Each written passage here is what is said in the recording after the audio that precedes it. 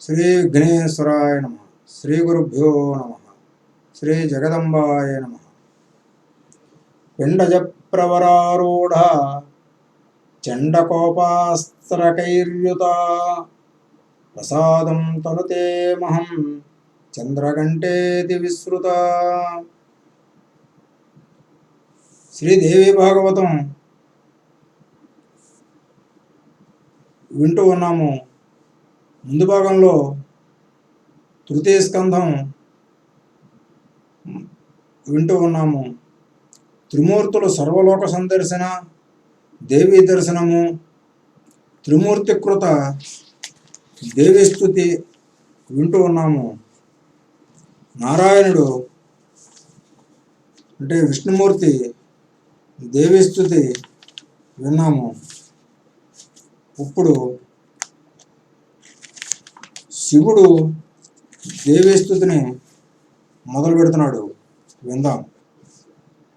నారద, విష్ణుమూర్తి అమ్మవారిని ఇలా స్తోత్రం చేసి విరమించిన తర్వాత శివుడు భక్తి ఆవేశంతో స్తుతికి ఉపక్రమించాడు.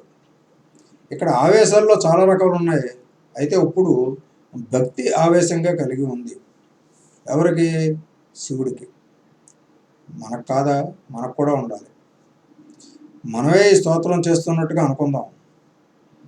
ఓ సకలలోక నిర్మాణ చాతుర, బ్రహ్మ విష్ణువులే నీ ప్రభావం వల్ల జన్మించారంటే నేను అంతే కదా. పంచభూతాలు నువ్వే, అవే తిరిగి మరికొన్నింటికి కారణమవుతున్నాయి. బుద్ధి, మనస్సు, అహంకారము నువ్వే. త్రిమూర్తులను సృష్టికర్తలుగా చెప్పేవారికి నిజం తెలియదు. అసలు సిసలు సృష్టికర్తృత్వం నీది. త్రిమూర్తులు నీ సృష్టియే కదా. పంచభూతాలతో సృష్టి జరిగిన దానిలో నీ కళ లేనిదే చైతన్యం రాదు.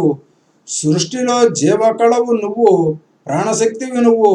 అందుచేత నీ చిత్తం వచ్చినప్పుడు సృష్టించగలవు, ఆపేయాలనుకున్నప్పుడు ఆపేయగలవు. నీ పాదాంబుజ రేణువులని నీ ఆజ్ఞగా స్వీకరించి మేము మా విధులు నిర్వర్తిస్తున్నాం. హే అంబిక, నువ్వు ఎప్పుడూ దయామయివి కనుక మా ముగ్గురికి 3 గుణాలు, 3 ప్రధాన బాధ్యతలు అప్పగించావు. నీ సృష్టిలో ఎంతో వైవిధ్యం. సచివ, భూపతి, భృత్య భేదాలు, బహుధన, నిర్ధన, వైషమ్యాలు, చిత్ర విచిత్రమైన సృష్టి. అమ్మా, ఈ శుభ విమానములో వస్తూ ఉన్నప్పుడు చాలా భువనాలు పరిచయమయ్యాయి. మరో త్రిమూర్తులు దర్శనమిచ్చారు. ఇది కొత్త సృష్టియా, పాతదేనా? తెలియజెప్పు తల్లి. నువ్వు ఎప్పుడు ఏది సృష్టించాలనుకుంటావో, ఎప్పుడు విరమించాలి అనుకుంటావో, ఎప్పుడు నశింపచేయాలి అనుకుంటావో ఎవరికీ తెలియదు. నీ భర్త పురుషుణ్ణి మాత్రము ఎప్పుడూ ఆనందపరుస్తూ ఉంటావు. మమ్మల్ని యువతులుగా మార్చివేశావు. అయితేనేమిలే, నీకు సన్నిహితంగా నిలిచి నీ పాదపద్మాలను అర్చించుకునే అవకాశం లభింపజేశావు. అది చాలు. పురుషులుగా ఉంటే ఈ అదృష్టం, ఈ ఆనందము లభించేదా? నిజం చెబుతున్నాను తల్లి, నీ పాదపద్మాలకు దూరం అవ్వాల్సి వచ్చేటట్టయితే నాకు పతిత్వము వద్దు, పురుషత్వము వద్దు. ఈ యువతీత్వం ఇలాగే ఉండని. శివుడు యువతగా మారి ఆదిశక్తి పాదపద్మాలను సేవించాడు అనేది ముల్లోకాలలోనూ నాకు కీర్తి కారణము. నీ సాన్నిధ్యం లేని క్షణాలు నాకు యుగాలు.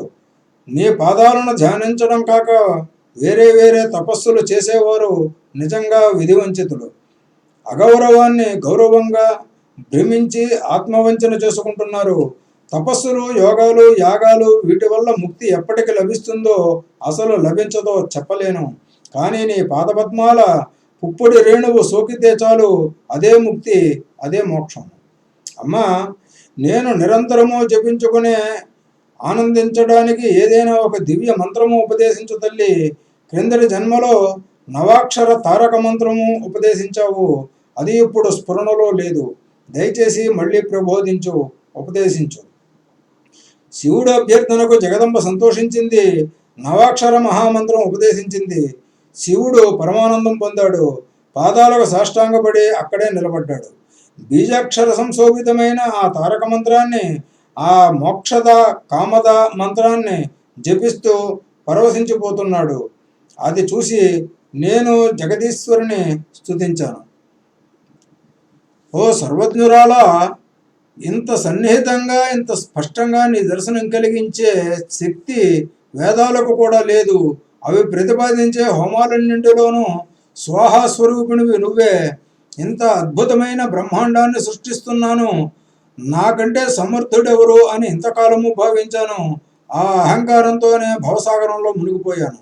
నీ ఆజ్ఞను పాలించి సృష్టికర్తను కాగలగడం ఒక అదృష్టము, ఒక ధన్యత్వము అని ఇప్పుడు తెలుసుకోగలిగాను. కానీ తల్లి, ఇప్పుడు నాకు ఒక కొత్త గర్వం పొడసూపుతోంది.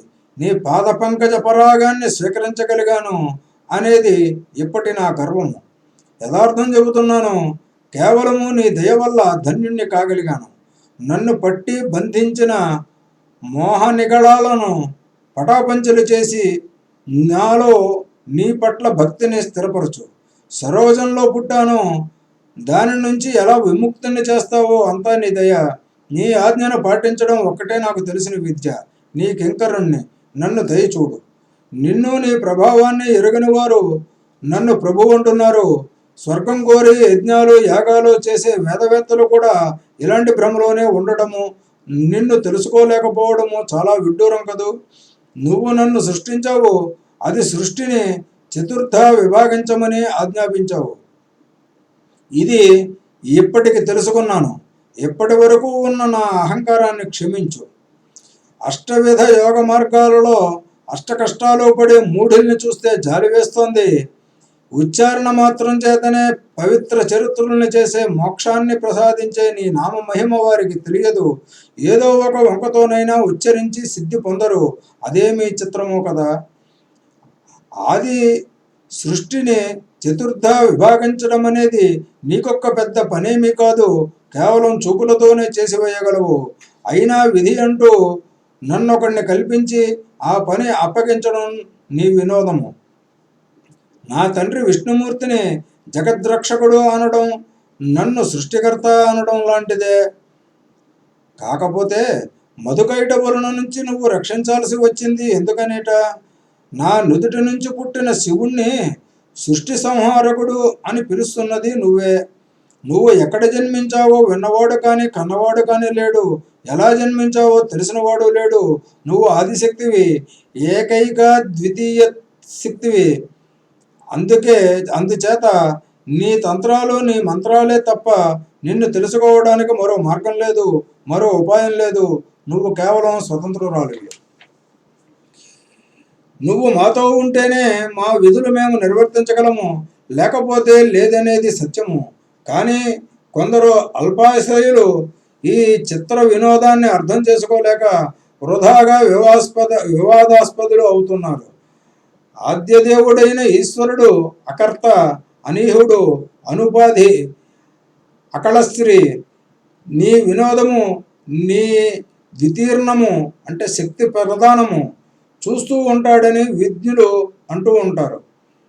ఈ దృష్టి విభేదంలో ఆ మహాపురుషుడు ఆద్యదేవేశ్వరుడు నీ విభుడు, నీకంటే పూర్వుడు. మరింకా మూడవ ప్రమేయం లేదు. దృష్టం అంటే ప్రకృతి, అదృష్టం అంటే పురుషుడు. అయితే అమ్మ, నాదొక చిన్న సందేహము. వేదవాక్యము మిథ్య కాదు కనుక, కానివ్వకూడదు కనుక అడుగుతున్నాను. విరోధాన్ని పరిహరించి మనశ్శాంతిని ప్రసాదించు. ఏకమేవా ద్వితీయం బ్రహ్మ అని కదా వేదాలు చెబుతున్నాయి. అది నువ్వా లేక నీవిబుడైన పరాత్పర మహాపురుషుడా? ఈ ఏకత్వ ద్విత్వ విచారణలో మునిగిపోయి నా మనస్సు ఒక నిశ్చయానికి రాలేకపోతున్నది. పుణ్య విశేషం వల్ల నీ పాదపద్మాలను సమాశ్రయించగలిగాను కాబట్టి నీ ముఖతః వినే అవకాశం లభించింది. నా సందేహం తీర్చు. నిజానికి నువ్వు పురుషుడివా స్త్రీవా అది కూడా తెలియజెప్పు. పరాశక్తిని తెలుసుకొని భవసాగరం నుంచి విముక్తుని అవుతాను. నారద, వినయంగా కేవల జిజ్ఞాసతో అడిగిన నా ప్రశ్నకు మహాదేవి మృదువుగా క్లుప్తంగా సమాధానం చెప్పింది. సందేహం తీర్చింది. ఆ విషయం చెబుతాను, గ్రహించు. దేవీకృత తత్వోపదేశం శక్తి ప్రధానము. చతుర్ముఖ నాకు నా పురుషుడికి భేదం లేదు. ఎప్పుడూ ఏకత్వమే. అతడే నేను, నేనే అతడు. భేదం మతి విభ్రమం. మా మధ్యన ఉన్న సూక్ష్మమైన అంతరాన్ని తెలుసుకున్నవాడు నిస్సంశయంగా సంసారముక్తుడు, సంసార విముక్తుడు. బ్రహ్మం ఎప్పుడూ ఏకమే, అద్వితీయమే. ఏకమేవ ద్వితీయం బ్రహ్మ, సందేహం లేదు. కానీ సృజన సమయంలో ద్వైత భావన పొందుతుంది. ఒకటే దీపము ఉపాధి యోగం వల్ల రెండు అయినట్టు, నీడయే అద్దంలో పడి ప్రతిబింబమైనట్టు మేము ద్విధాత్వం అంటే ద్వైత భావం పొందుతూ ఉంటాము. అజ ఉత్పత్తి కాలంలో సృష్టి కోసం అంటే భేదం భిన్నత్వం సంభవిస్తుంది. అలా ద్వివిధ్యం ఉన్నప్పటికీ అది దృశ్యాదృశ్య విభేదమే. ఉపసంహార సమయంలో నేను స్త్రీని కాదు, పురుషుణ్ణి కాదు, క్లీబాన్ని కాదు. సర్గస్థితిలోనే ఈ విభేదం.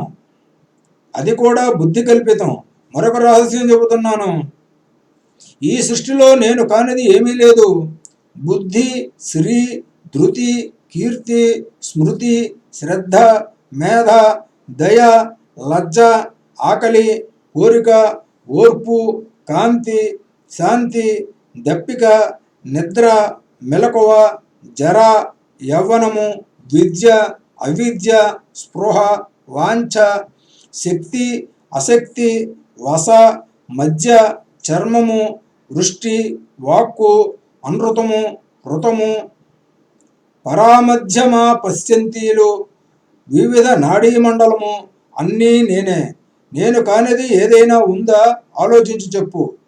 సర్వమేవాహం. ఈ నిశ్చయం తెలుసుకో. అందుకే ఈ సృష్టిలో నాది వితత స్వరూపం. దేవతలలో కూడా రకరకాల పేర్లతోనే నేనుంటాను. శక్తి రూపంలో ఉంటాను. పరాక్రమం చూపిస్తాను. గౌరీ, బ్రాహ్మి, రౌద్రి, వారాహి, వైష్ణవి, శివ, వారుణి, కౌబేరి, నారసింహ, వాసవి. అన్ని రూపాలు, అన్ని నామాలు నావే. అందరిలోనూ నేనే ఉండి అందరినీ నిమిత్త మాత్రుల్ని చేసి ఆయా కార్యాలు నేనే నిర్వర్తిస్తూ ఉంటాను.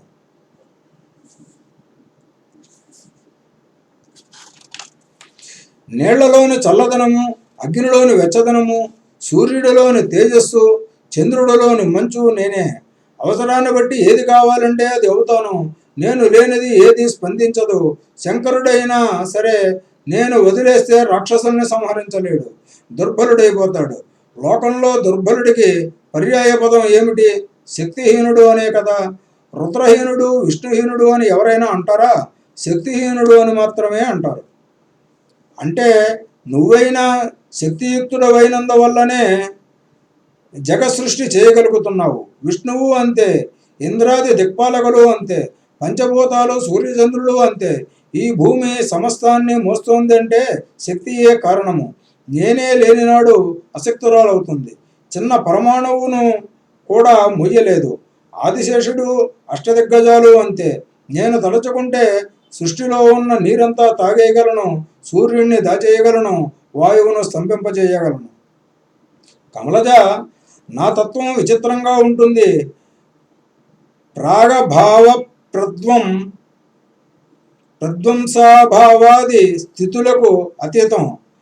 ప్రాగభావ ప్రధ్వంసాభావాది స్థితులకు అతీతం. మృత్పండ కపాలాదులలో ఘటాభావంలాగా జగదభావము ఉంది, కానీ శక్త్యభావము లేదు, ఉండదు. ఇక్కడ అంతా జలమయం, పృథివీ లేదు. సృష్టి ఎలా చేయను అని కదా అడిగావు. స్థూలాకారంలో పృథివీ లేదు అంటే పరమాణువుగా ఉందని తెలుసుకో. పృథివ్యభావం పరమాణ్య భావం కాదు. శాశ్వతము, కణికము, శూన్యము, నిత్యము, అనిత్యము, సకృత్కరం, సకృతృకరం, అహంకారము అని 7 విభేదాలు ఉన్నాయి. విరించి నీకు మహత్తత్వం ఇస్తున్నాను, స్వీకరించు. దాని నుంచి అహంకారం ఉద్భవిస్తుంది. అహంకారం నుంచి యథాపూర్వంగా భూత సృష్టి కావించు. పద్మసంభవ, నీకొక శక్తిని ఇస్తున్నాను, స్వీకరించు. ఇదిగో చూడు, అందాల రాశి, శ్వేతాంబరధారిణి, చారుహాసిని, దివ్యభూషణ భూషిత, పేరు మహాసరస్వతి, రజోగుణవతి, నీకు క్రీడార్థంగా నిత్య సహచారిణిగా ఉంటుంది. ఈమె నా విభూతి, ఎప్పుడూ అవమానించకు సుమా. నీకు పూజ్యతమ అంటే నువ్వు పూజించడానికి ఇంతకన్నా గొప్పదైనటువంటిది ఇంకొకటి లేదు. అటువంటి ఈమెను నీకు ఇస్తున్నాను.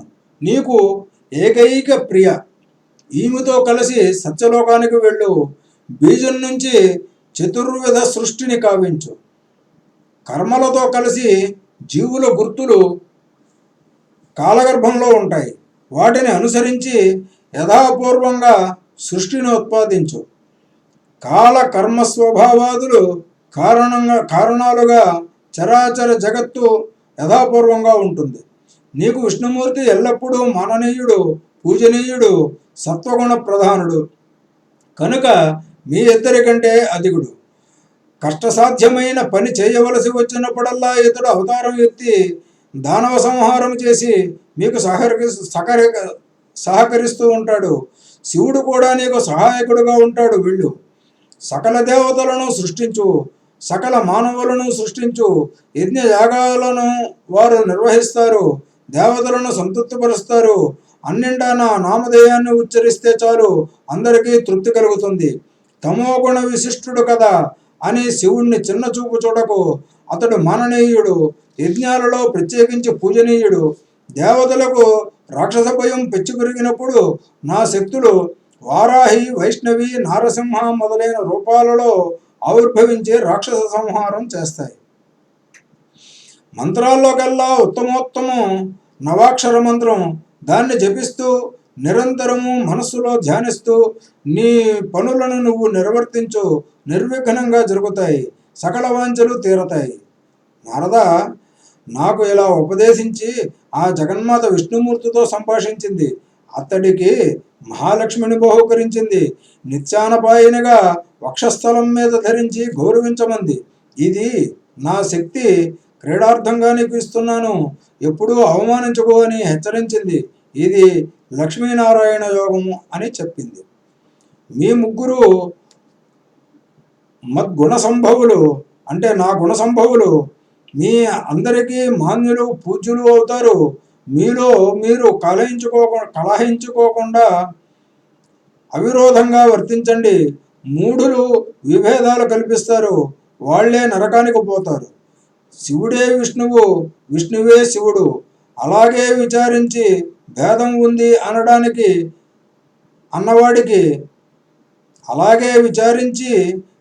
ఉంది అన్నవాడికి నరకమే గతి.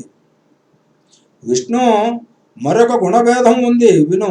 నీది అతి ముఖ్యమైన సత్వగుణము పరమాత్మ విచింతనకు అనుకూలిస్తుంది.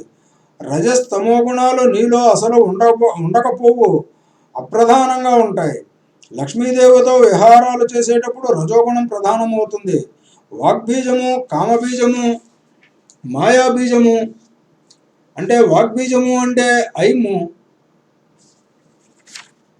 కామబీజము అంటే హ్రీము, మాయాబీజము అంటే క్లీము అయిన ఒక దివ్య మంత్రాన్ని నీకు ఉపదేశిస్తున్నాను. దీన్ని జపిస్తూ సుఖంగా జీవించు. నీకు మృత్యుభయం లేదు. నీ మీద కాలము ఏ ప్రభావము చూపించదు. అంటే ముసలితనం రాదని అర్థం. నా విహారాన్ని ముగించి ఈ విశ్వాన్ని ఉపసంహరించేటప్పుడు మాత్రము మీరు ముగ్గురు కూడా నాలో లీనమైపోతారు. నీకు ఉపదేశించిన మంత్రము ఉద్గీత సంయుక్తము, శుభప్రదము, మోక్షప్రదము. అనుక్షణము జపించు. వెళ్ళు, వైకుంఠం నిర్మించుకుని నివసించు. సనాతననైన నన్ను ధ్యానిస్తూ స్వేచ్ఛగా విహరించు. నారద, త్రిగుణాత్మక ప్రకృతి ఆ మహాదేవి విష్ణుమూర్తితో సంభాషించి శివుడి వైపు తిరిగింది. అమృతోపమంగా మాట్లాడింది. హరా, ఇదిగో గౌరీ, మనోహర, మహాకాళి, ఈమెను స్వీకరించు. కైలాస శిఖరం నివాసంగా చేసుకుని హాయిగా విహరించు. నీకు తమోగుణం ప్రధానంగా ఉంటుంది, సత్వ రజోగుణాలు అప్రధానంగా ఉంటాయి. రాక్షస వినాశనం చేసేటప్పుడు తమోగుణ రజోగుణ ప్రధానుడు అవుతావు. నన్ను ధ్యానిస్తూ యోగనిష్టలో కూర్చున్నప్పుడు సత్వగుణ ప్రధానుడు అవుతావు. మొత్తం మీద మీ ముగ్గురివి 3 గుణాలు. సృష్టి స్థితి లయలకు అవే కారణాలు. ఈ 3 గుణాలకు అతీతమైనది ఏది సృష్టిలో లేదు. కనుక ప్రతి వస్తువులోనూ ఈ గుణత్రయం ఉండి తీరుతుంది. నిర్గుణమైన వస్తువు సృష్టిలో కనబడదు, భూతకాలంలో లేదు, భవిష్యత్ కాలంలో ఉండదు. కంటికి కనబడేది ఏది నిర్గుణం కాదు. పరమాత్మ ఒక్కడే నిర్గుణుడు, అతడు కంటికి కనబడడు. శంకర, నేను మాత్రము సమయానుకూలముగా సగుణను నిర్గుణను అవుతూ ఉంటాను. ఎల్లవేళలా అహంకారం మాత్రం నేనే, ఎన్నడూ కార్యం మాత్రం కాను. కారణ రూపంలోనూ సగుణను, పురుష సన్నిధిలో నిర్గుణను. అహంకారం మహత్తత్వం, శబ్దాదులు గుణాలు. కార్యకారణ రూపంలో అహర్నిశము సంస్కారము అంటే ప్రపంచము సాగుతూ ఉంటుంది, సంసారము అంటే ప్రపంచం సాగుతూ ఉంటుంది. అహంకారమే నేను కనుక నేనే కారణము. అహంకారమే నాకు కార్యము. అహం అంటే నేను కాబట్టి అహంకారము నేను కనుక నేనే కారణము. అహంకారమే నాకు కార్యము. అది త్రిగుణాత్మకము, అది మహత్తత్వము, అది బుద్ధి. దాని నుంచి తన్మాత్రలు ఉత్పన్నమవుతున్నాయి. పంచభూతాది సర్వసృష్టి సముద్భవానికి అవే కారణాలు. కర్మేంద్రియాలు 5, జ్ఞానేంద్రియాలు 5, మహాభూతాలు 5 అంటే పంచమహాభూతాలు. మనస్సు 16వది. ఈ 16 కార్యకారణ గణము. పరమాత్మ అనబడే ఆదిపురుషుడు కార్యము కాదు, కారణము కాదు. శంభు, ఇది సృష్టి రహస్యం. మీ ముగ్గురికి సంక్షేపంగా తెలియపరిచాను. ఇదిగో ఈ దివ్య విమానంలో బయలుదేరండి. మీ కార్యాలు నిర్వహించండి. విషమ పరిస్థితి ఏదైనా ఎదురైనప్పుడు నన్ను స్మరించండి. స్మరణ మాత్రం చేతనే నేను మీకు దర్శనము అనుగ్రహిస్తాను. అలాగే సనాతనుడైన పరమాత్మను కూడా తలుచుకోండి. మా ఇద్దరిని తలుచుకుంటేనే మీకు కార్యసిద్ధి నిస్సంశయంగా కలుగుతుంది. నారద, ఆ జగదీశ్వరి అలా మా ముగ్గురికి 3 శక్తులను బహూకరించి బ్రహ్మ విష్ణు మహేశ్వరులకు సరస్వతి లక్ష్మి మహాకాళి శక్తులను ఇచ్చి వీడ్కోలు పలికింది. అక్కడి నుండి కదలి యువతలకు వచ్చేసరికి మళ్ళీ మాకు యథాపూర్వంగా పురుష రూపాలు వచ్చేశాయి. ఆశ్చర్యంగా తనువులు తడుముకొని చూసుకున్నాము. జగన్మాత ప్రభావాన్ని తలుచుకుంటూ దివ్య విమానం అధిరోహించాము. మరింకా ఆ సుధాసింధువు కానీ, ఆ శ్వేత ద్వీపం కానీ, ఆ మహాదేవి కానీ కనిపించలేదు. దేవేరులతో కలిసి మేము ముగ్గురము ఉన్న విమానము బయలుదేరింది. వెనకటికి మధుకైటబులను విష్ణుమూర్తి సంహరించిన మహాజలనిధి దగ్గరికి వచ్చింది. నా పద్మాసనంలో పెన్నిధి సన్నిధిలో నిలిచింది. బ్రహ్మదేవుడు ప్రసంగం ముగించాడు. నారదుడికి చాలా సందేహాలు తొలగడంతో పాటు కొత్త సందేహాలు కూడా పుట్టుకొచ్చాయి. వినయంగా తండ్రిని ప్రశ్నించాడు. పితామహ, అవినాశి, నిర్గుణుడు, అచ్యుతుడు, అవ్యయుడు అయిన ఆదిపురుషుణ్ణి గురించి మరిన్ని విశేషాలు తెలుసుకోవాలని ఉంది. దర్శనానుభవం పొందినవాడవు, వివరించి చెప్పు. త్రిగుణాత్మకమైన ఆదిపరాశక్తిని మీరు వీక్షించారు. నిర్గుణ స్వరూపిణి సగుణ రూపంలో ఎలా ఉంటుంది? ఆ పురుషుడు ఎలా ఉంటాడు? శ్వేతద్వీపంలో నేననగా మిగతా మహర్షులనగా 1000 సంవత్సరాలుగా మళ్ళీ తపస్సులు చేస్తూనే ఉన్నాము. కానీ ఇంతవరకు పరమాత్మ దర్శనం మాకు లభించలేదు. మీకు సిద్ధించింది. ఎంతటి మహాభాగ్యం అది! పద్మసంభవ, దయచేసి నా సందేహం తీర్చు. నిర్గుణుడు ఎలా ఉంటారో వివరించు. నిర్గుణ అంటే స్త్రీ రూపంగా ఉన్న మహాశక్తి, నిర్గుణుడు అంటే పురుష రూపంలో ఉన్న పరమేశ్వరుడు. చతుర్ముఖుడు నాలుగు వైపులా చిరునవ్వులు చిందించాడు. వాత్సల్యం తొణికిసలాడే చూపులతో నారదుని కౌగిలించుకున్నాడు. మృదువుగా బదులు పలికాడు. బ్రహ్మకృత గుణతత్వ నిరూపణం. నారద మహర్షి నిర్గుణ స్వరూపం కంటికి కనిపించదు, అదృశ్యం తన్నస్యం కనుక అది అరూపం. అందుచేత నిర్గుణులు కేవలము జ్ఞానగమ్యులు, మహామునీశ్వరులకు భావనీయులు. ప్రకృతి పురుషులు అనాది నిధనులని తెలుసుకో అంటే ఆది అంతము లేనివారు అని. విశ్వాసంతో అభిగమ్యులు, అవిశ్వాసంతో ఎప్పటికీ ఎప్పుడు అందరు. సర్వ ప్రాణకోటిలోనూ కనిపించే చైతన్యమే ఆదిశక్తి, ఆది పురుషుల తత్వము. అది తేజస్సు, వివిధ రూపాలుగా సర్వత్రా వ్యాపిస్తుంది. అది నిత్యం. ఆ జంట లేని వస్తువు ఈ సంసారంలో లేదు. సర్వ ప్రాణికోటిలోనూ మిశ్రీభూతులై, ఏకరూపులై, అవ్యయులై, నిర్గుణులై, నిర్మలులై, చిదాత్మలై ఉంటారు. పరాశక్తియే పరమాత్మ, పరమాత్మయే పరాశక్తి. ఏమీ భేదం లేదు. ఈ సూక్ష్మం ముందు తెలుసుకో. సర్వశాస్త్రాలను అభ్యసించిన, సాంగోపాంగంగా సర్వ వేదాలను అధ్యయనం చేసిన వైరాగ్యము లేనిదే ఈ సూక్ష్మం ఎవరికీ తెలియదు. ఈ స్థావర జంగమాత్మకమైన విశ్వమంతా అహంకారకృతమే కదా, అంటే సగుణమే కదా.